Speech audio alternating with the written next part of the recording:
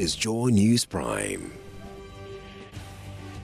Thank you for making time to join us on Joy News Prime. Still your most comprehensive 2 hours of television news in Ghana. Coming up, New Patriotic Party challenges claims 3 South African security operatives associated with the party, but currently in the custody of the BNI, were engaged in acts that threaten the security of the state.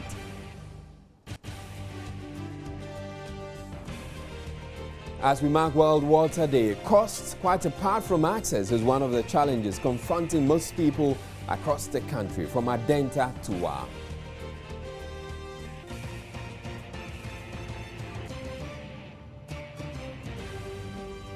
Court dismisses motion by lawyers for Dr. Zaneto Rawlings seeking to throw out a challenge to her eligibility as the NDC's Clote-Kole parliamentary candidate.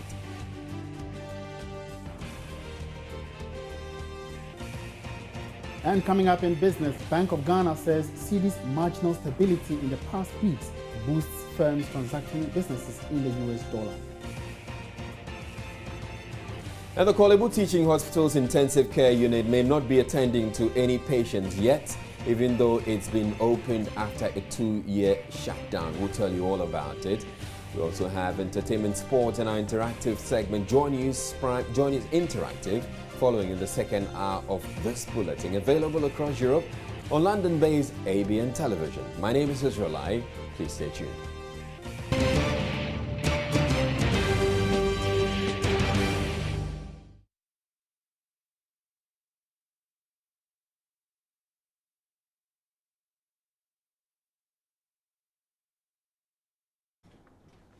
Now, as the world marks World Water Day, we'll be bringing you a number of stories on this bulletin regarding water and access to water. Now, having been connected to potable water supply from the Ghana Water Company after decades without the utility, residents in Adenta and here in Accra are beginning to worry about the cost of supply. Most of them have for a long time been charged a flat rate, but they say the current bill of 150 Ghana cedis a month is too high and doesn't reflect their monthly consumption. If you happen to live or drive to Adenta, you are sure to come by these young men who move from one neighborhood to the other, delivering water to homes. For years, this has been the only source of water for residents of Adenta. A polytank, depending on the size, cost between 25 and 35 cedis. The business, which serves as the only means of survival for some young men here at Adenta, is no more. Today, the water tilling business is no longer profitable like some years ago. Meet Henry, a young man who is currently out of the water business. Previously, I may say it was well, but nowadays, because of the pipe, so it's collapsing. Because you used to supply them all the water.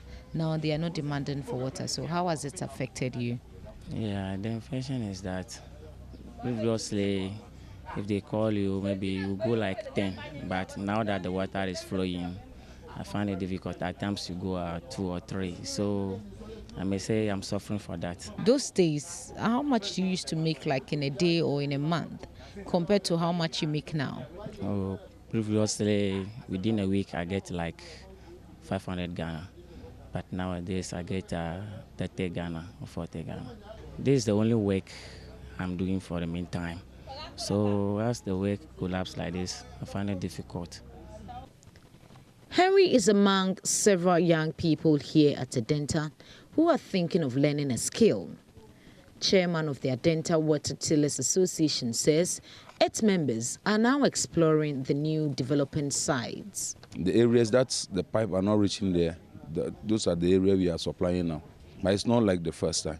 Okay, so take us to those days when you used to supply. Which areas were you supplying and at what cost were you supplying the water to them? Really, we normally supply the flats, the snail flats here. And nearby communities like Pantine, Madina, and the Ashalwoche area. But this time, all those areas getting water, or the pipe is flowing there. So it let us, we are moving down to the new sites where the pipelines are not reached there. A place like New Legon, Akatamanso, Amahia, the bush area there, going to Nana Krum down there. Those are the areas we are supplying there. If you happen to live... So that was the first part of a two-part series of the water situation in Adenta. So this first part looked at how several of these water providers have been thrown out of business because there's now potable water supply running or water running through their taps. The other part of the story is that the fact that even though they have water running through their taps, they say what they're being charged for that water is a bit too high. Government, since the last quarter of 2015, has connected water to some parts of Adenta. The Ghana Water Company has since been supplying residents with potable water following the completion of expansion works at Bong. However, the residents, though happy about the supply of water to their homes, have some concerns. Each household for now pays about 150 Ghana cedis as flat rate. Clean, I wish you cry, almost say funny idea. When this is being the sea watch at the same month, but it's so bush almost say, clean, fine, my eating the The water is very clean. We cook, bath, drink, and also wash with the water. The water doesn't flow regularly, but we are happy to be having water in our homes. The only problem is the monthly bills. It is too expensive. Most of us cannot afford it. This is because of the flat rate. I'm told when we get our separate meters, the bills will go down. So say the first no normal say how my and flat rate. Now you try 40 something. We used to pay 40 cedis last year as flat rate. Today, we pay more than 100 cedis. It is too expensive because we all don't use the same volume of water. Some homes have large families. Others, like mine, have a small family. But we are all made to pay the same bill. The Ghana Water Company says this can only be addressed if we come for our separate meters. But the meters are also expensive. The amount should be reduced for us all. If you get January, January, no born bar, bill ni born bar, about 1. First one by 1 million. In January, we paid a flat rate of 100 cedis. 1.3. In February, 130 cedis. The bill today is very expensive. We can't afford the flat rate. They said we should come for our separate meters, but that is also another challenge. Meanwhile, some residents of Adenta and Fafraha are also appealing to government to honor its promise of extending water supply to the area. According to residents, attempts to get government to respond to their concerns have proved futile. Matilda Humaga for Joy News, Accra. From Accra, we go to the Upper West region, where most public standpipes in the Wa metropolis have been closed, with others on the verge of closure due to what residents describe as the astronomical bills from the Ghana Water Company. Operators of the standpipes say they have seen a sharp increase in their bills by as much as 200% since the last tariff increase. Rafiq Salam reports some residents have boycotted the public pipes for privately managed mechanized boreholes due to the huge bills. 55-year-old Cecilia Enim is a mother of 3. She has been a standpipe vendor for over 20 years. She lives at Sapairi, a suburb of Wa. She depends on the proceeds from the water to take care of herself and the 3 children. However, all isn't rosy for Cecilia, as she is now challenged with huge bills lying on her bed from the Ghana Water Company Limited. We pay, we can't pay. But this is too much, the bill. Since last December is 111, and this month 3 point something. So it's too much. So previously, how much were you paying? Well, 768. It has thus threatened the very core of her survival. Because having some children, I use this money to pay their school fees and what. But now, we can't pay the school fees. So it affects. And like some people, we increase the basin. So now we haven't seen that nobody's here. They won't come. Cecilia, like many other residents in the municipality, The 67.2% increment by the PURC is not being adhered to and peg the figure at over 200%. You can see that people are suffering. Look how people gathered here. We are suffering, and a lot of our types have been disconnected. So we are finding it very tough to get water. So if the government could reduce the prices, the tariffs for us, it will be better for us. The situation has forced many residents to move to privately mechanized boreholes in the municipality. Precious time is also being wasted to look for water. Mumni Latifa is a resident of Sendemuni and a mother of two. It is a major headache for us. We have to move far away from our houses for water because here is somehow cheaper. The money we have is not also enough, but yet we have to spend all on water in order to survive. It is not only the standpipe vendors that are grappling with payment of the tariffs, but those using it for domestic purposes as well. Adia Mumuni is a former assemblywoman of the Sapero electoral area. I used to pay not less than 10 cedis a month, but these days I pay not less than 300 to 500 cedis a month, which is very expensive. Maybe you have used more. Well, not necessarily, because I don't use the pipe with anybody. It's just for my own home use. So I feel it's a bit exorbitant. Executive Director of Civil Society Organization, Community Development Alliance, Kantun Salvu Isifu, call on the PURC and the government to quickly come to the aid of the people to prevent any major catastrophe from happening. People are telling you that their bills have jumped over 200%, over 500%. Some are even talking about as high as 700%, because if somebody was paying some 10 cedi on a monthly basis, now has to pay beyond 100 Ghana cedis. Clearly the jump is too high for the person to bear. Government, the agencies, the utility companies must investigate these things, and wherever the problems are coming from, we must correct them. I believe we can. And I think that we must not toy with water, because the consequence of not having access to potable drinking water are too damaging. And it all comes back to government. If people don't have water and they develop complications and health disease problems, it is the government that will still have the responsibility of taking care of them. Reporting for J News, Rafik Salam. Wah. Right, so some have, but others don't. Years of water shortage in Amanfrom and neighboring communities in the West District of the Greater Accra region has forced such residents to depend on the services of water tanker operators who draw from mainly River and Nsunkwa at Pukwase and other water bodies which are often untreated. Most of the residents, however, have very few options and so tend to rely on these unsafe sources with implications for their health. Latif Idris visited the community and has come through with this report.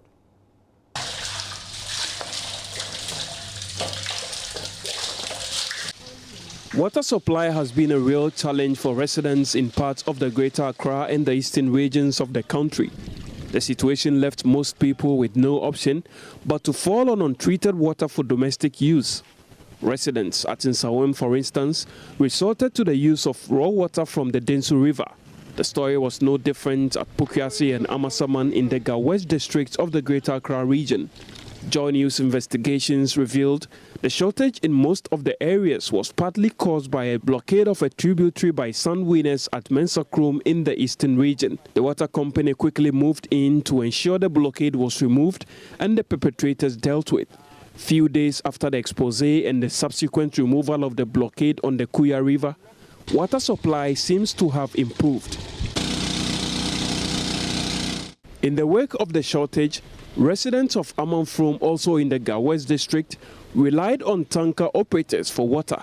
Even though there is seeming consistency in supply, some residents, ignorant of the improvement in supply, still rely on the tanker operators.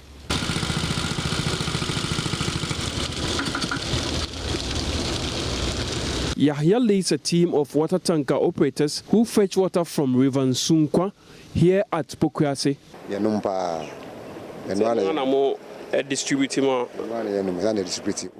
This is what we drink. It is this same water we sell to residents of Pukwase and Amasaman.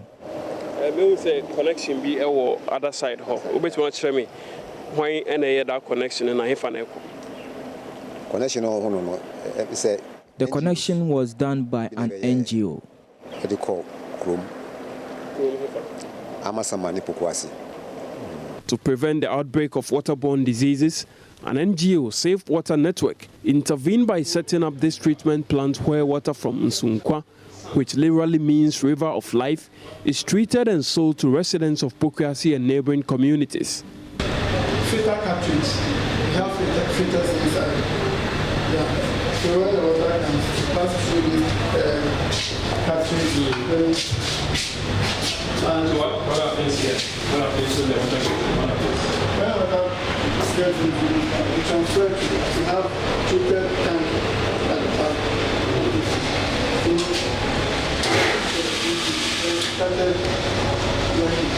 So what do you have in here? Treated water. Residents expect the water company to do more to ensure continual flow of potable water.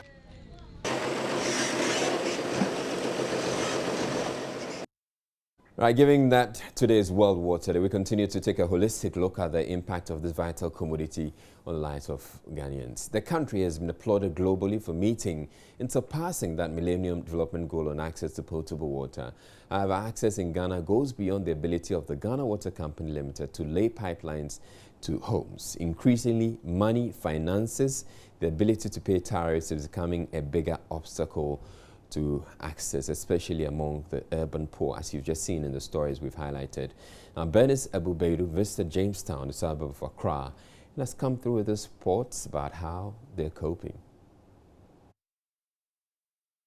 This is Jamestown, a city rich in culture and tradition, a place where many international tourists would visit before leaving the country. Unfortunately, there seems to be a prevailing problem of access to water here in Jamestown. I'm here to explore the situation. Access to water is one of the most basic needs of man. In Jamestown, there are those who have access to water directly from the Ghana Water Company Limited, GWCL, and others who buy from them. Robert Myers lives in this compound house. He is the only person who has a connected pipeline to the GWCL source. Some of his neighbors, both far and near, rely on water from his taps. He explains the process of cost sharing. The cost is that when you fetch then you pay. You don't wait until the month at the end of the month before you pay. Formerly it was 20 pesos. Okay. And then we're fetching it quite okay. But as the new bill came, we are selling 30 pesos if we are not making it. We are making it, yeah. The other ones, this one, formerly we fetch it as 30 pesos, but it's now 40 pesos. Okay, and then the gallon, the gallon called Kufo gallon. Really. Formerly we fetch it at 40 pesos, but we are now fetching 50 pesos. In the case of Rose Vanderpoy, another resident of Jamestown, her 32-room compound house does not have any pipe-borne water.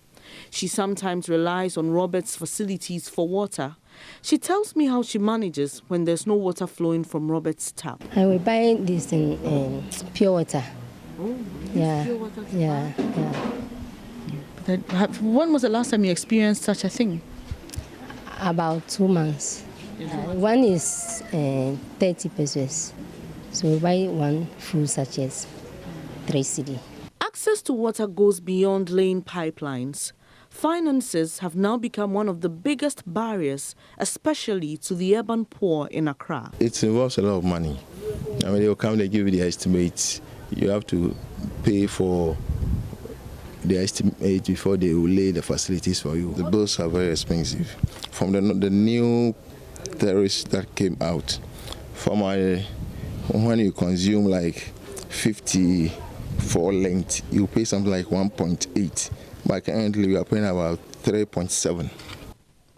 Rose's co-tenant, Mercy Bafo, tells me their 32-room compound house had pipe-borne water, but due to financial constraints, their supply was cut. My grandmother did it, but they don't pay. The tenants here doesn't pay. The monthly, this thing, we used to, they pay it in monthly basis. They stop paying it. It's more than 30 years. So how do you have access to water personally? We used to buy it outside. We used to buy it. A bucket of water, 30 pesos. At times when they close the tap, we used to buy it 50 and 60 pesos. It's very difficult for us to have water in this house. So why haven't you asked the Ghana Water Company to come and fix it so you can have some water? All is about financial crisis. That's why we don't have money, enough money. Solomon Tete, a worker with the Gamachi Development Agency, says there is an ongoing process to make access to water simple and easy for residents of Jamestown. This is how the Gamachi Development Agency plans to do it. Currently, we are undertaking what we call the participatory slum upgrading project within the Gamachi community. As part of activities under the project, we've identified the water distribution in the community. We want to assist households, about 100 households who do not have the water connections at their households, so that they can also get benefits from the water service provider. Then we are also targeting some of the households who sell water to the community members to see how we can support them with storage facilities. Then also we want to demonstrate to the community people that whenever they have money that they want to connect water to their households, it's not difficult. All they need to do is go to the water company, apply for meters, they'll give them the estimate. Then when they can afford, they will come and connect it to their household. Some households think it's very abstract. They think to get water to your household is quite a difficult process, but it is not. Access to water may remain a problem here for a while, but authorities say they're working around the clock to make a difference in the community of Jamestown. Reporting for Joy News, I'm Benes Abu Beidu. The Volta River Authority says work will soon begin to clear the Volta River of bushes that are destroying the livelihoods of residents. The damming of the river for the construction of the Akosombo Dam has caused several of its tributaries downstream to become extinct, making it impossible for communities along it to earn the livelihood from the river.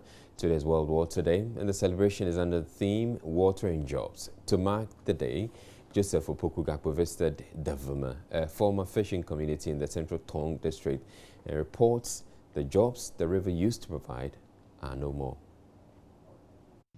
Before 1963, the Volta River used to run through this community, Devime. The Agbonobu tributary, as it was called, was about 4 miles long and 30 yards wide. The name of the lost tributary, Agbonobu, means we are alive because of this water body. Residents relied on the water body for their livelihood and transportation. This stream is the stream we have been using some years back. Then it was flowing. We use it to go to, we use a canoe on it to Adenta, Sogakope and other places downstream. Following the construction of the Akosombo Dam, the river running through this community became stagnant. Weeds started growing in it, and now this is what has become of it. It's about 6 meters deep, and it's already a forest now, serving as a breeding ground for dangerous reptiles.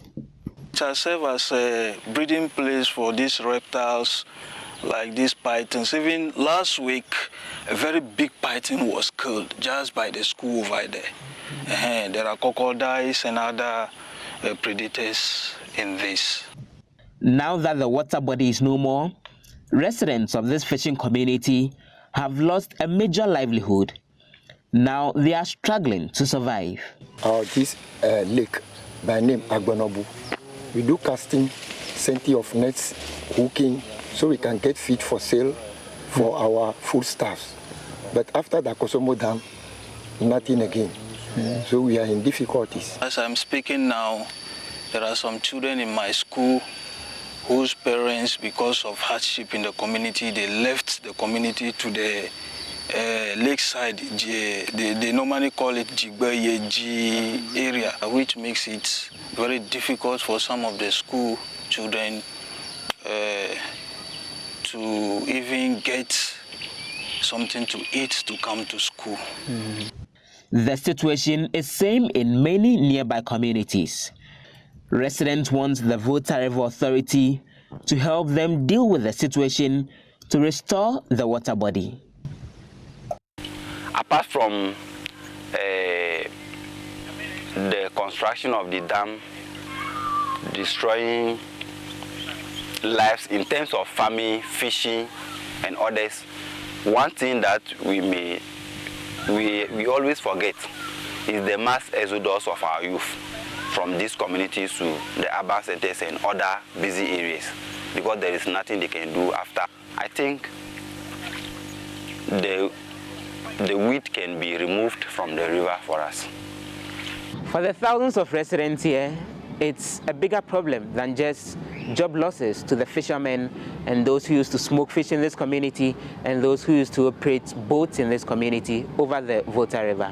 It's also about a valued heritage site that's gone as a result of the inability to protect the water body in this particular community. Well, they're hoping to see what the future will bring. For Joy News, Joseph Upoku-Gakpo, Devime, Volta region. Meanwhile, head of the Lower Volta Dredging Project at VRA, Ulysses Okran-Hammond, tells Joy News relief would soon come for the residents. The VRA has introduced a project, this Lower Volta Dredging and Aquatic Weed Harvesting Project.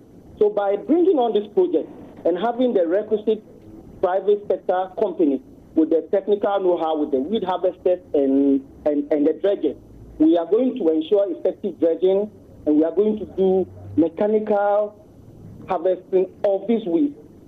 I know how good this project will be. I'm asking how soon it will start for these people to get their lives back. Yes, we have finished the first phase of the procurement, that's expression of interest. The companies are now undertaking pre-feasibility studies. We expect them to respond to the proposal by the 7th of July. So we have 6 companies shortlisted. 7th of July, we will receive the proposals. We will evaluate. And we hope by close of the year, we would have selected companies, about 3 or 4 companies, which VRA will partner, will sign a 10-year agreement with them to undertake this aquatic weed harvesting. Okay. Yes, the VRA has been undertaking certain programs. We currently have an environmental management plan which we are implementing. We have a document we call Community Development Program that sets out the framework for our interaction with the community. And you're watching Joy News Prime. We'll be taking a break, but still to come in the bulletin. New Patriotic Party challenges claims 3 South African security operatives associated with the party, but currently in the custody of the BNI, were engaged in acts that threaten the security of the state. And then we also have 2 court cases to update you on. First, one on Dr. Zaneto Rawlings, and then another on David McDermott, the British fugitive. We'll be back in a bit. Please don't go away. Right, it's now time for business, and Emmanuel Wajuyafe is here, and he has news about how well the city is performing, or has been performing in recent times. Yes. For a few weeks ago, the US dollar, or the Ghana cedi, has actually picked up well against the US dollar, and it's good news for firms which transact their businesses in the US dollar. Okay. Yes. Yeah, but then it will be bad news for exporters. Conversely, exactly. All right, you take it away. All right, so it could be described as relatively good times for firms that transact business in dollars. This is because the cedi has been recording some marginal stability against the dollar over the past weeks. Some currency dealers are attributing this to the reduced demand by businesses and the release of more dollars by the central bank onto the market, albeit reducing the country's international reserves by $400 million to $5.8 billion. The governor of the Bank of Ghana, Dr. Kofi Wampa, however, believes the cedi's marginal stability is due to monetary policy measures introduced over the past months. The fiscal consolidation is on track. I mean, coming down from 10.2% deficit, GDP deficit to 7.1 is a significant consolidation. Whether the results are also showing immediately is another thing. They take time to show, and I think that let's give a little bit more time. We'll see these results coming. Already, I think that has also contributed a lot to the stability we see in the foreign exchange market as well. So I think the consolidation is on track. The cedi's stability against the dollar continues. Consumer prices are also likely to remain fairly stable in the coming weeks as a chunk of the goods on the local markets are imported with US dollars. Now, the Private Enterprise Foundation is questioning suggestions that government is spending within approved budget and therefore on track to stabilizing the economy. Nana Sebunsu is the Chief Executive Officer of the PEF. You keep your money in the bank and don't pay your lenders and don't pay the service renders, people who have rendered services to you, and you glorify yourself. Look at my bank account. I'm loaded with money. When you owe arrears more than your bank account. So that's what we're talking about. Contractors are owed money. Service providers are owed money. Government owes left to right, almost to the heavens. So if we're going to glorify ourselves and say that, okay, we've done well, let's make the level playing field. Pay all our debt to private sector, because in actual fact, private sector is lending to government at no cost to government, and it's not right because they're actually reducing the private sector's capacity to perform and compromising the ability to survive. So government saying that, okay, we're doing well, we have done this and that, when the debts to private sector service providers and private sector contractors and all are so hanging in the books. Executive of the Private Enterprise Foundation. Now, government ended last year spending slightly less than the predicted or projected expenditure target. This was contained in the Finance Ministry's 2015 fiscal data. But could this be a sign of government's commitment to spend within approved budgets? George Rafi has more. Government was hoping to spend 37.9 billion Ghana cedis at the end of December 2015. However, it actually spent 630 million Ghana cedis less than the projected expenditure. The marginal improvement can be attributed when it came to the payment of SNIT contributions, total compensation for public sector workers, interest payments, and capital expenditure. The figure shows that in most cases the state managed to spend below what it has projected in the budget. A careful look at the data also shows that government ended last year paying 9 billion Ghana cedis as interest on loans, as against 6.4 billion Ghana cedis on capital expenditure. On payments of salaries, which has always been a challenge over the years, government spent 300 million Ghana cedis more than the 10.2 billion Ghana cedis projected. For many, if this performance is a sign of government's commitment to spend within the approved budget going forward, then it might be very good for the economy. This is because most economists have attributed the current challenges facing the country to the huge budget overruns recorded in 2012. In the past, some analysts have also questioned these expenditure numbers, attributing the performance to deferred payments, which could worsen things if most of these areas are finally cleared by government. Now, ADB Bank has rescinded its decision to close down its Malamata Newtown branch. The bank had communicated to customers plans to permanently close the branch for businesses at the end of this month because it was recording losses there. More in this desk report. Some concerned customers, the Malamata Market Women Association and Assemblyman, petitioned the board of the bank to reconsider the decision by 24th March. The lead convener, Dawood Babusima, explains to Joy Business this was primarily due to the far-reaching consequences for small businesses in the area. If you actually observe, as you have seen around, and we have market women around, and most of these market women, this is where they do their transactions. We have printing presses around. This is where they all do their transaction. Myself, let me say, in the other way around, I'm a businessman as well, and this is where we all do our transactions. Yesterday we have had a meeting on this very issue. Today too we are having a meeting on it, and we are saying that if by 24th, that will be next week Thursday, if they don't really reconsider their decision and withdraw this decision, we are really going to mount on the principal street of Accra and then embark on a demonstration. ADB's Marketing and Communications Manager, Solomon Edu Atefo, however, explains to Joy Business the branch would no longer be closed down. I can assure customers that they shouldn't worry. ADB is here to stay, especially the Newtown branch, and they can go there, and we'll even be adding more days to that particular service. So they should look out for even Saturday banking being added to them, because we want to make that vicinity or that particular branch as profitable as ever. Okay. So can we say that the bank didn't consider customers when it decided to close down that branch, because it's like you're going back on your words? We did. We considered customers extensively.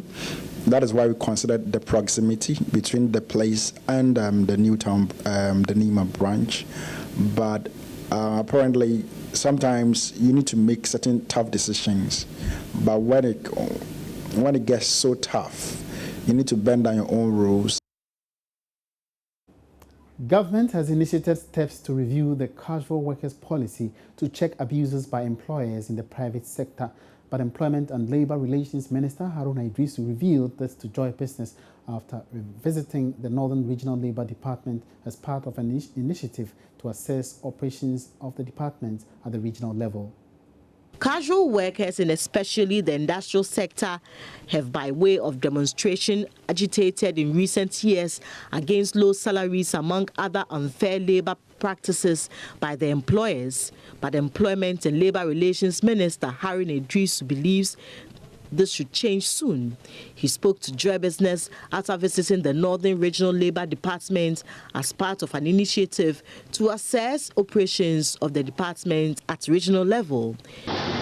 Because in my strongest view, the best measure of living standard is not per capita income, it's employment, access to employment. And employment should be used as the single most important indicator as to how we are contributing to improving the quality of.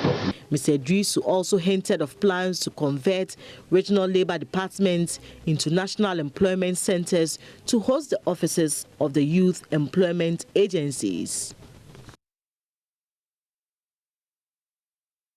All right, so those were some stories. We are not out yet. It's time to go to the stocks market, and John Kujamwako has joined us to tell us more. John, was the market fluid today? The market is still continuing with its bearish performance over the period. Bearish meaning it's not been that good. Returns not been happening on the market as we speak. We saw three major equities losing today on the market, but let's actually start with the total volume traded. As at that time, as of today, we almost saw 182,000 trading on the bourse as against 280, and then a value of about 152,907 also trading. So basically, that is how it's actually being like. So with the market capitalization also, gets going somewhere around 54,571. That's how it is. So that compelled the composite index to expand or to increase to almost around 4.38%. That's basically how it went. And also the fact that the financial indices also built up. Now it's almost around 5.82%. That's how it actually went. So that's how the market is quite bearish over the period. And these were the various equities that really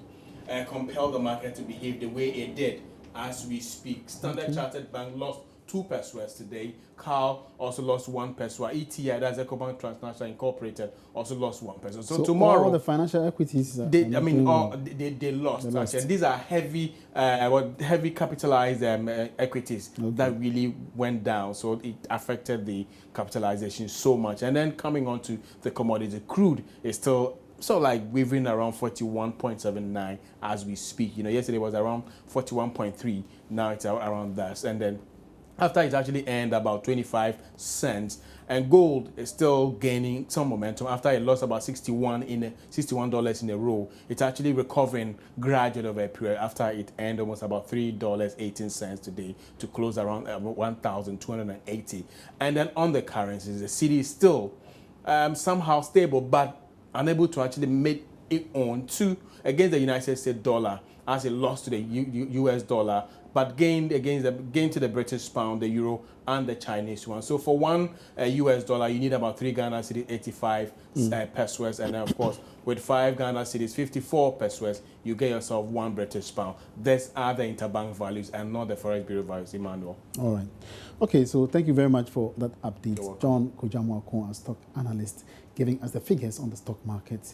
That ends the business segment for tonight. My name is Emmanuel Abuaji Yafe. Good evening.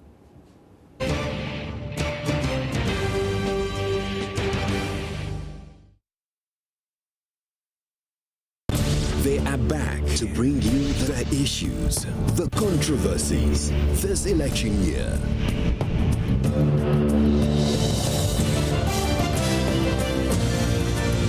It's Focus on the Joy News channel on Multi TV every week.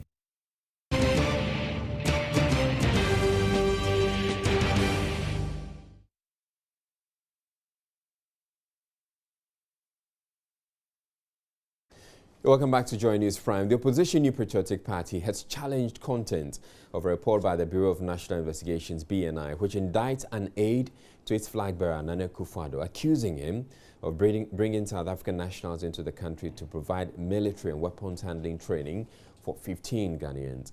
The 3 South Africans are in the grips of the BNI after they were arrested at the El Capitano Hotel at Aguna Duakwa in the Central Region. Head of the security desk here at Joy News, Jifa Bampo, has been giving some insight on the matter earlier on The Pulse. They're cross-referencing the background of the details of these 3 South African nationals under the BNI investigation. So they're seeking to look at their visas, how they got into the country, their flight plan, and the like. We also know that the High Commission is also running security checks with officials back in South Africa, because what we're told is that these 3 gentlemen are security experts and they are based in South Africa. They have their companies that operate from there. So they're seeking to verify that. Now, we're learning this afternoon that the High Commission has officially written to the Ministry of Foreign Affairs requesting access to these 3 South African nationals for questioning. We do know, though, that they have a lawyer. I think that came from the NPP side, for whom they'd been working with. But we are told that the South Africans have written requesting that they meet them so that they can interview them and get further information. Now, the other thing they're hoping to do is to secure fingerprints and DNA details, which they will then cross-check with what is available in South Africa, based on which they can conclusively make a decision on the investigations so far. And we're being told that by close of day today, they should be able to do that. They've also taken details from their passports. They're also checking their data with the South African Citizenship Database. Seems to suggest that there's a database of all nationals, because countries like that, they tend to have a national identification system and all that, so they'll be cross-checking and referencing that. But nonetheless, they are discussing and collaborating with the Ghanaian authorities as regards the investigations that are also ongoing here. But Deputy Communications Director of the MP, Perry Okujato, has categorically denied that the party employed the services of the 3 South African nationals to train men for their private security wing. Speaking earlier on The Pulse, he described the claims as packs of propaganda designed to improve the fortunes of the governing National Democratic Congress. The issue is not about whether the people were brought in directly by us or not. The issue is that we're dealing with routine training for a particular security detail for our flag bearer and our running mate. You know that in our country, unlike in other countries, opposition party leaders are not catered for security-wise by government. Like in the US today, people like Donald Trump have Secret Service that, you know, protects them. In our country, that is not the case. And it is the duty and our responsibility as a party to provide our own protection. If you look at the increasing popularity of our candidate and his running mates when they go around the country, there is a need for our security detail to use a lot of tact in controlling the crowd and not sending out a certain message of, you know, unfriendliness. We need to sharpen their skills at what they do because the lives of our two most important people are in their hands. We went through a local security firm, which is Delta Security, who in turn have helped to bring in these people. And if you Google Unified Risk Solutions, it's a company that is run by Chris Aziz. And Chris Aziz and his other two colleagues have been policemen within the South African police force for years. They are retired. They offer what they call VIP protection services. As we speak, this is a company that offers services to the government of South Africa. Yet to be told if there are any laws in Ghana that bars people from getting training. Yet to be told if there are any laws that we have breached as a unit or as a political party by trying to sharpen the skills of our security people. We should be told that we've broken laws.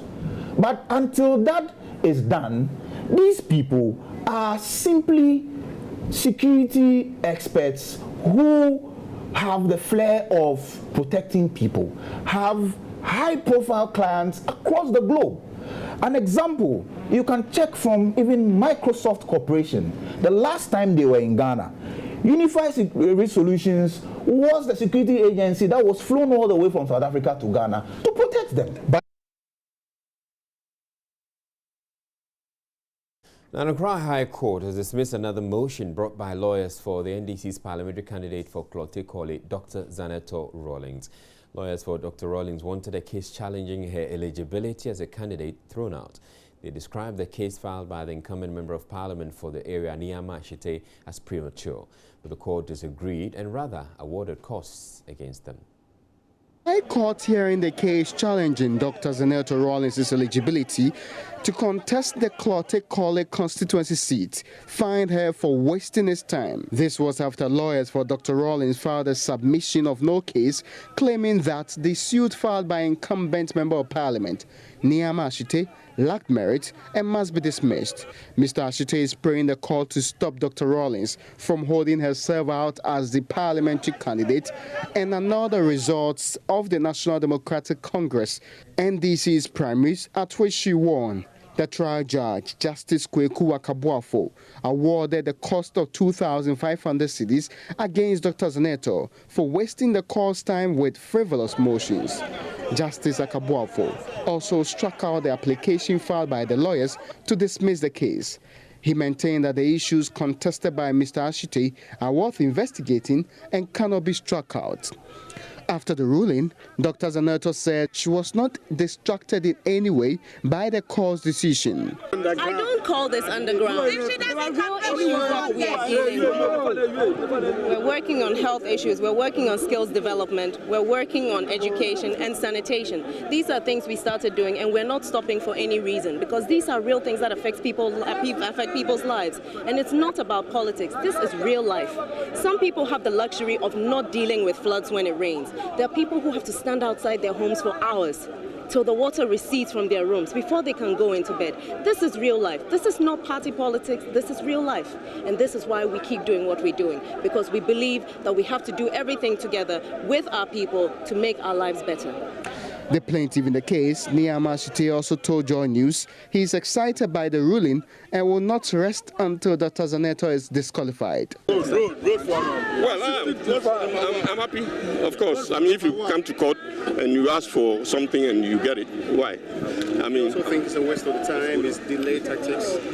Well, that's their strategy. You can see it in a tape that the judge spoke about. I mean, they have a tactic strategy to delay the case, to allow the lady, I mean, maybe when the EC opens the register, then she'll go and register. But that will not even cure the defect. Yes. Really? You don't think so? No, it will not cure it. So long as at the time that she went for the primary, she was not a registered voter.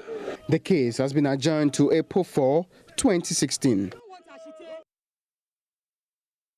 We have yet another story coming from the courts for you. Stay tuned for that. But right now, we'll bring you international news. All right, what's coming up on Joy News Interactive?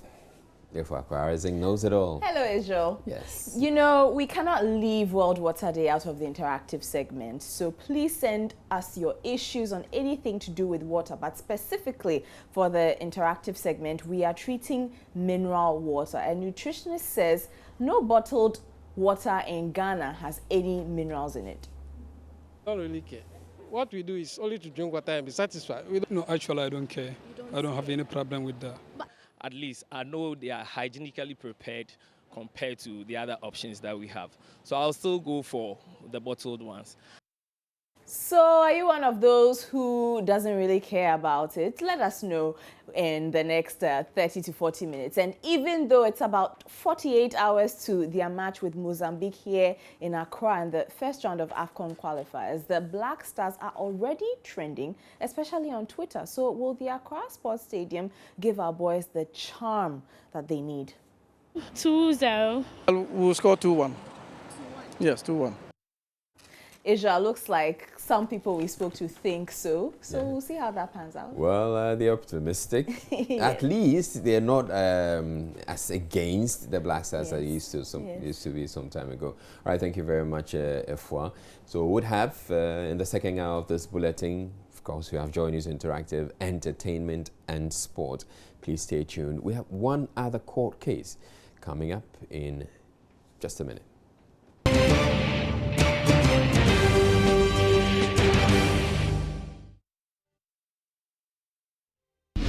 They are back to bring you the issues, the controversies this election year.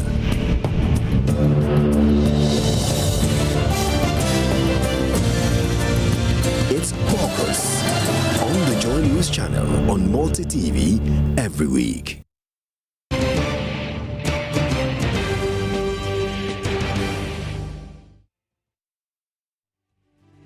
Watching Joy News Prime Time now for a recap of our top stories. The new patriotic party is challenging claims 3 South African security operatives associated with the party, but currently in the custody of the BNI, were engaged in acts that threaten the security of the state. Now, as we mark World Water Day, it's emerging that cost, quite apart from access, is one of the challenges confronting most people across the country. And the court has dismissed the motion by lawyers for Dr. Zaneto Rawlings seeking to throw out a challenge to her eligibility as the NDC's Clote-Kole parliamentary candidate.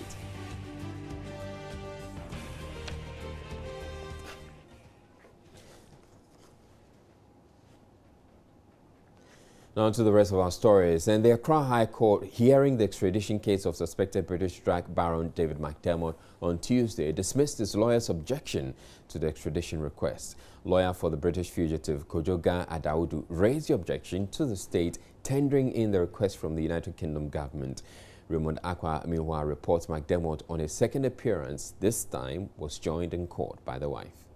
David McDermott, who is said to have been on the run from the UK authorities for some years now, unlike his first appearance, where he was not represented by a counsel, this time around had one of the country's well-known lawyers, Kojoga Adaudu, on his side.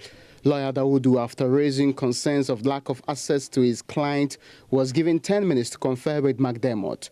Also in court was Ramona, the stepdaughter of the governor of the Bank of Ghana, who he's been married to for some years now. Another point worthy of note was a change in his charge from dealing in prohibited drugs to conspiracy to supply cocaine. This was after the first witness finished giving his testimony. Detective Sergeant Mao Kusian of the BNI testified that McDermott was arrested upon an extradition request issued by the British High Commission to the Foreign Affairs Ministry on March 11 this year. He explained that on May 16, 2013, David and 4 others held a meeting at KFC in Liverpool, UK, where they had discussed the importation of the 400-kilogram cocaine concealed in beef imported from Argentina. The consignment was, however, intercepted. He further stated that David and his colleagues at a meeting over their missing drugs discussed the possibility of using violence to retrieve the drugs. He added that David, whilst in Ghana, still had contact with accomplices in the UK. The state prosecutor moved the motion for extradition of McDermott based on a revised charge of conspiracy to supply cocaine and 2 other counts. Though lawyer Dawodu objected, the state justified the extradition request on the grounds that it's not a political crime, and also on the grounds that there is an extradition treaty between Ghana and the UK, which dates back as far as 1960. The case has been adjourned for the second witness to be called, after which the court will decide whether to grant the extradition request or not. Right, so Raymond Aka was a man in court today, and he's joined me here in the studio to give us a bit more insights. Now, you were in court today, and we're told that this time around, unlike the first appearance where, you know, there were no relatives of Mr. David McDermott, this time around the wife was in court, Ramona. Tell us what she looks like. Okay, so she's not that tall. She was of middle height, and she's not that old too. She's around 20 to 30. She's not even outside the terrain of 30 if you judge from her looks in any way. But she was in a straight green dress with a jacket on. She looked a bit puffy. If you see pictures of her before, because of course she was visibly pregnant with a bulging stomach, and she also. So there's a David McDermott Jr. on the way. Yes, we even understand that they already have a child. So this it will be the second one. Yeah. So the understanding there was that she came in, sat in the corner of the court. For most of us, we didn't know who she was until. Yeah, because I was wondering, how could you tell that she was the wife? We were suspected. I mean, first, there was nobody, and the court was virtually empty. So apart from 2 journalists and some lawyers, those in the main lobby were not necessarily like those who had come for other cases. So it was easy to determine who was here for what. Yeah. So we knew where the security officials were sitting. What we could not account for were 2 young ladies. So that's what people suspected could be or could not be. Then we had to settle on one thing. When the judge asked that the gentleman was maltreated, that's the complaint that the lawyer gave early on. I mean, previously, the lawyer complained that he's had no access to the gentleman. No family member also had access to the gentleman. So the judge asked, are you being maltreated? Do you still have access to your family? Then the prosecution came in to say that, oh, my lord, he's very fine. Even the wife seated at the back has been visiting him. So we all followed the hand to where the wife was, and she stood up. So we realized, okay, this is the woman we'll be looking for all this while. Did you get the opportunity to take any photos of her? Surprisingly, by the time we all went out of the court, waiting for them to bring him out, because it took us time. They always discuss a lot of things. And we don't take photos in the court. In the court, so you cannot do that. So we're all waiting for them to be. Apparently, they used the back door through the judge's chamber. So neither David nor the wife, or even the state prosecutor and the BNI gentleman who was the first witness, used the main door. So we stood there for like 30 minutes until the court clerk came and said, they are gone, no. So if you want to chase them, this is not a place to chase them. But so they were nowhere to be found. So it was difficult tracing him. I mean, in the first case, we could chase him because he was using the same path as every other journalist. But this time, because it's legal complex, they had to go through the back. It was impossible to trace them until they left. When those journalists down there covering the Zanetta case also heard that David was in the court, they rushed up that time the car had already left. Yes. Okay. All right, thank you very much, Raymond Dako. And Raymond Dako is our man in court. In fact, you covered the two cases, the David McDermott case and the Zaneto Rawlings case. In other news, Kolebu's intensive care unit, which was opened on Monday after 2-year shutdown, won't be admitting patients anytime soon. Officials explain this is because those structural works have been completed and almost all consumables provided. The staff are yet to undergo compulsory drilling. In an interview with Joy News, Dr. Chris O, constant anesthetist in charge, says they will also need to test and train their staff on the newly installed equipment. He however says patients in need of critical care will never be turned away. Currently here at the intensive care unit at the Kolebu Teaching Hospital. If you may recall, the intensive care unit has raised a lot of concerns among patients who come to this facility because they are not able to access the place. Today, we have the privilege to be here at the intensive care unit, and where I stand right now is a very critical place. I can see the beds, the pillow, the infusion machine. I can see the monitors. I can also see the ventilator and all that, a whole lot that the doctors and the nurses use here to ensure that patients who come here receive the best of care. So I have with me the in charge of this place, Dr. O, to tell me or to take me through exactly what the state of this particular facility. So Doc, what is the current state of the intensive care unit? All right, the intensive care units, the surgical intensive care units, basically has been upgraded from a 4-bed intensive care unit since 2014 to a 12-bed intensive care unit now. As we speak now, basically the structural work, the facilities that we need in the intensive care units, as you can see and as you just attested to, are set up.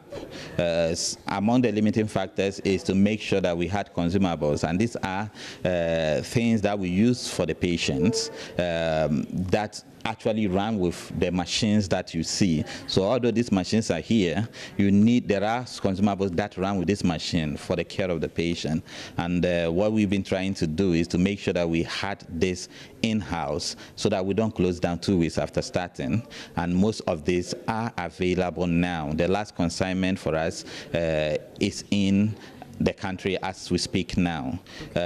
Of course, we need to set them up fully, and then after that we need to run a drill. Okay. So Doc, when can we confidently say we would start admitting patients in here? Yeah, confidently say.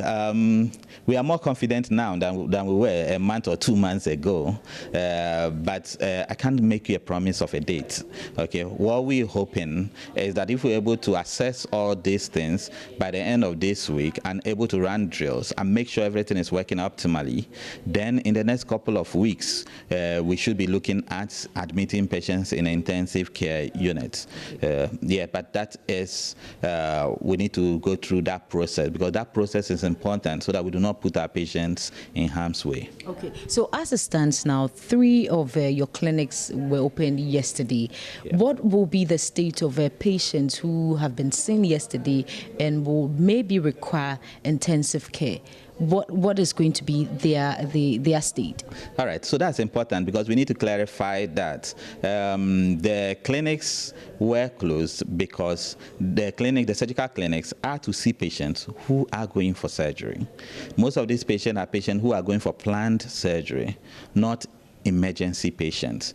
The emergency rooms are running, so emergency patients who may need surgery immediately, including life-threatening surgeries, are being currently seen. The ICU, which used to be a 4-bed facility, has been extended to a 12-bed facility. Up next, we bring you entertainment. All right, time for entertainment, and Miss G is here. Hello, Israelite. How are you doing? I'm fine, Miss G. Okay, good to see you. Your ginger red hair? Okay. Oh, no, this is not ginger red hair. That is what? Ginger? No.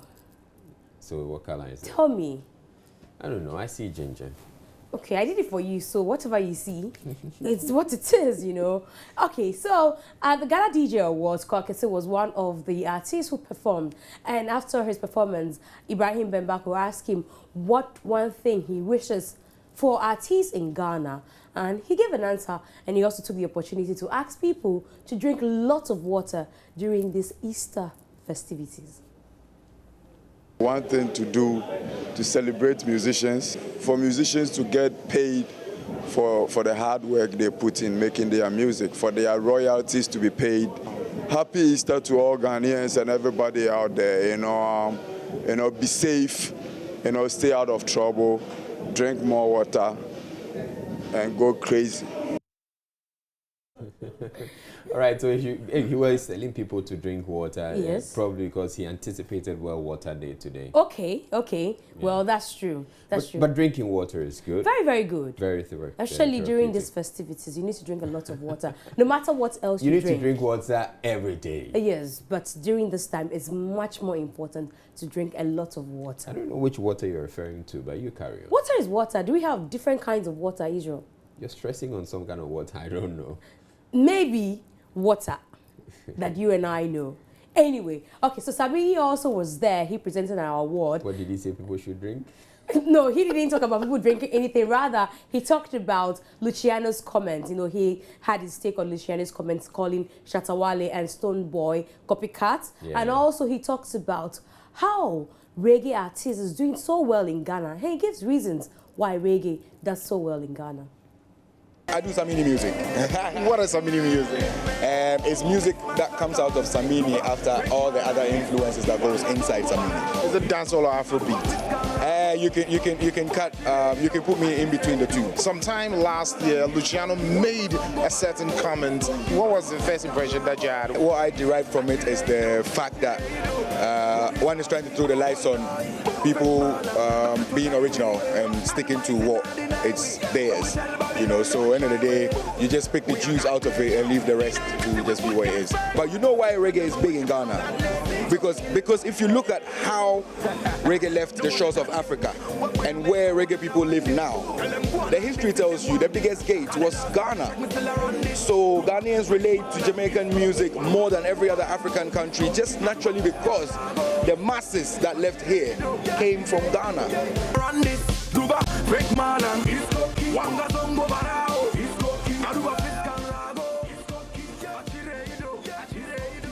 Okay, so you love a lot of reggae music? Well, yeah. Okay, sing one reggae music. It's one of Bob Marley's.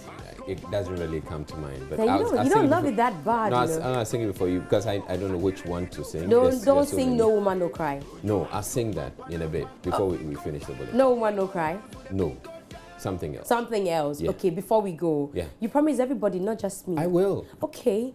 Thank God this time around you're going to deliver on a promise. At least it's not dancing, so it's better. All right, so let's talk more. You know, DJ Jimmy Jat, who is from Nigeria, was our guest DJ for the Ghana DJ Awards. Do you know he's been DJing for 27 years? Like he's been scratching, crush. That's a long time. That's a long time to be DJing. What are you doing there, DJing 27 years? But he tells us how it feels to be DJing for 27 years. I've been DJing for well over 27 years. 27 years? The first award was 27 years ago. Wow. So looking back at the 27 years of experience, would you say you've achieved what you wanted to achieve? Do you think you have arrived? Nah, I wouldn't say I've arrived, but I'm a fulfilled man. I'm happy, you know, I do what I love. I get by with that. You know, I don't work. I enjoy what I do. So I look forward to the next time I'm doing it. So it doesn't feel like work. Do you understand what I'm saying? That's the kind of satisfaction, job satisfaction you get from doing what you love. And I've done that for several years, you know, that's all I've known in my life.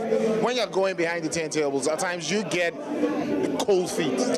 Not really. You know, you're like the first 5 minutes, you might find it hard to settle, not cold feet, but, you know, maybe you need to psych up the psyche of the people and just know what's best for this kind of crowd. It takes me like the first 3, 4, 5 minutes, you know, to settle in sometimes. All right, so that's Jimmy Jack talking about DJing and how he's managed to pull through 27 years. It's a long That's time. a long time to be DJing. Time. Okay, so Uncle Lebo White has a new one. It's called £1 Million. Yep. It's showing this weekend and next weekend. Unfortunately, I wish I could go see it tomorrow. I was at the press viewing. Actually. Oh, you were on Sunday. Yeah. Okay, so you saw everything. I saw everything. But of course, you know, watching it in an auditorium when everything else has been said, the acoustics are perfect and all that, will be a different experience. Sure, but it was a great experience, and I think it's vintage Uncle Lebo as always. As always. So here's a reason why you should watch Uncle Lebo White's £1 Million.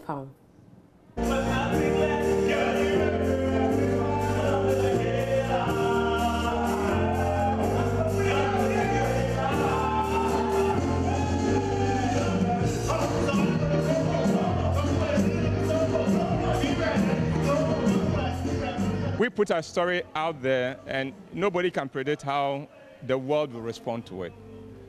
But this is our story, and it needed to be told. It is not, I do not know about this in the case of Reggie and Bolly, but I do know that a lot of these things happen whenever Africa interacts with the rest of the world.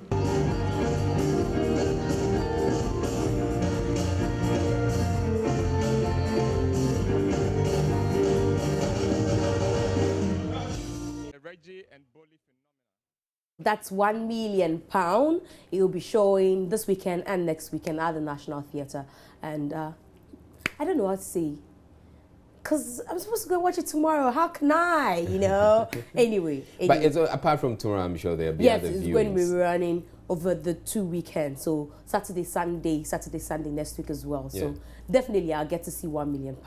And it's a must watch. It is every Uncle Lebo White play, from confused husbands, unhappy wives, confused husbands, you know, till date. I have tried to watch every Uncle Lebo play. Let's talk about Tonto DK now. Right. And Tonto DK got married, you know, few months ago last year, and she gave birth, you know, few months ago, or no, weeks ago, and she's been talking about, you know, childbirth and all that. But she granted an exclusive interview, and in this interview, she talks about why she calls her husband Mr. X. She talks about why she has left D'Banj's record, and she says that her husband is the only man she didn't have to pay money to love her.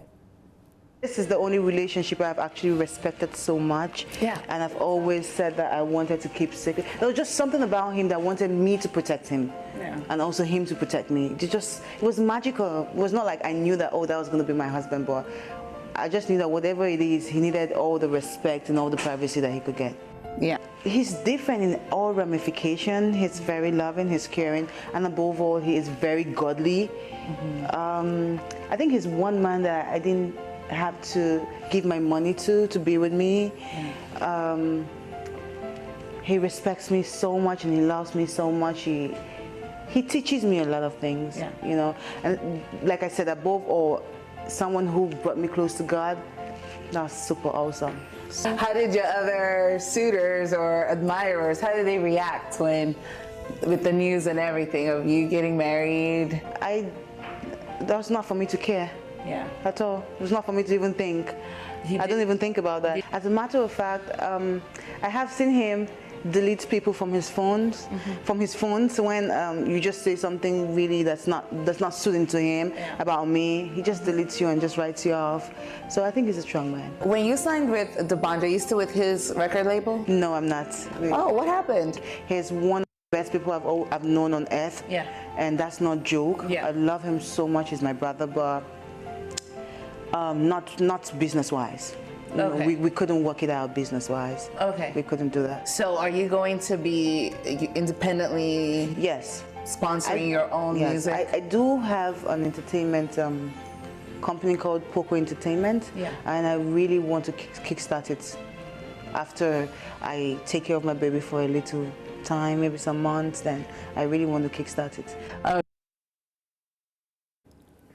All right, so that's Tonto DK talking all about life, you know, after marriage and birth and all that. She looks different.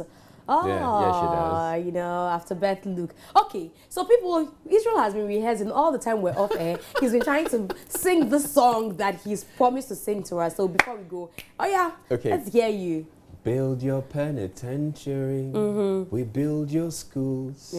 Brainwash education. To make us the fools. We gonna chase those crazy bullets out of the town. That's it. Give me that for so you were your song, right? Yeah, at least you tried. Okay. You tried. The voice was not too sweet though, but you tried. Thank you, Give me a break. Okay, so that's it for entertainment, Israel. All right, that's it for entertainment. Me trying to entertain you, well, you know, it's not worth your money actually. But we have sports. Gary L. Smith will be up in a bit with that. Stay tuned.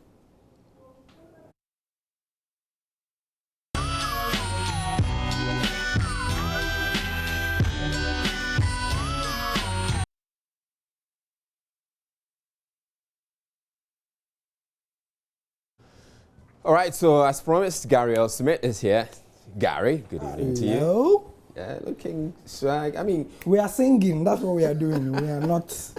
No, we're singing Ire. Ire. Yeah. Okay. All right. Chase those crazy bullets out of town. Okay. Yes, we are chasing them out of town. Flying. Yeah. Anyway, it's. What's coming up in sports? Well, we are still building up to anything on Nagra to folk. No, not today. Oh, please. Because we are building up to Black Stars. But there's so much. Put Accra to folk somewhere in there. Okay, we will. Yeah. We can, you know, come up with a story. Are they going to increase the coaches, you know, salary? No, not yet. Yeah. Anyway, we have the sport for you. Thanks, Israel, and welcome to the sports on Prime. I'm Gary L. Smith.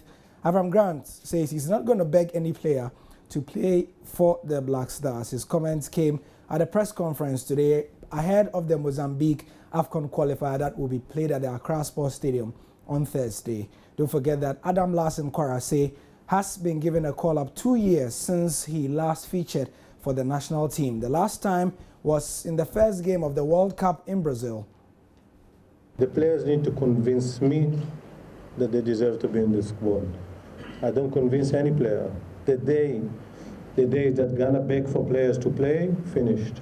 As long as I'm here, they need to be proud that they are on the team. And I told you there is three criterions. One is quality, because we are playing football, not chess. Second, personality, good personality. And second, the desire to play for the national team. You cannot play national team when you don't have desire. If you follow all these criteria, all the players that are here, follow this criteria. So I don't convince any players to play, but on the contrary, I say any player that don't want, he can say it to me and I will not call him.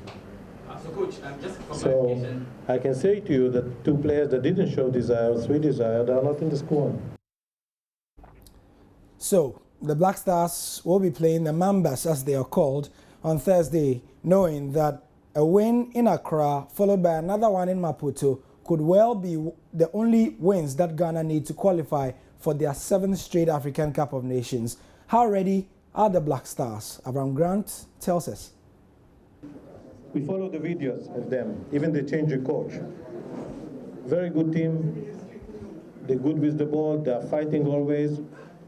I think they lost the 2 games because they dominate completely the game and there was not a way for counter-attack. But we have 6 points, we are the leading team, we are playing at home and against any team in the world, doesn't matter by the way home or the way we want to win. But they're a strong opponent, very strong opponent, you will see. So it's International Football Week and there are friendlies going on today, tomorrow and throughout the rest of the week. There's a big one that will be happening in the weekend. England will be facing Germany. Okay, so more friendlies coming up, and Spain, who are previous world champions and also previous European champions, will be playing Italy in what should be another tasty fixture. Ahead of the tie, all the talk, or most of it, has been about the Italian coach Antonio Conte, who has announced that he's going to leave the Italians, and possibly there's a lot of rumors saying he's going to be playing for Chelsea. So both teams are getting ready for Spain versus Italy. Still in European competition, and as you know, Europe has been rocked today by bombings in Brussels, the capital of Belgium, and it comes as the Belgian national team were getting ready to face Portugal. So let's go to social media and see the reaction to that one and what indeed has been made of that one. As you can tell from this screen, if we can zoom in, Portugal scheduled to play Belgium on March the 29th in a friendly. Belgium's football, the Portuguese Football Federation says they'll continue to study the situation at this time. But the breaking news was that today, media in Belgium reporting that Portugal friendly, originally planned for today, will be cancelled as a result of the bombings, which have been claimed, ISIS have claimed responsibility for. Also, you can see certain reaction on it.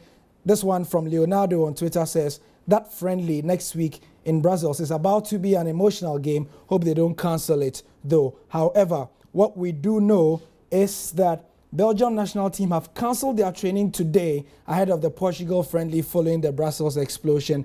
If you've been following the news, you do know that lots of things have been cancelled in Belgium today, including a lot of after-school activities and a lot of after-school football clubs for kids as well. The friendly game between Portugal and Belgium suspended as a precautionary measure.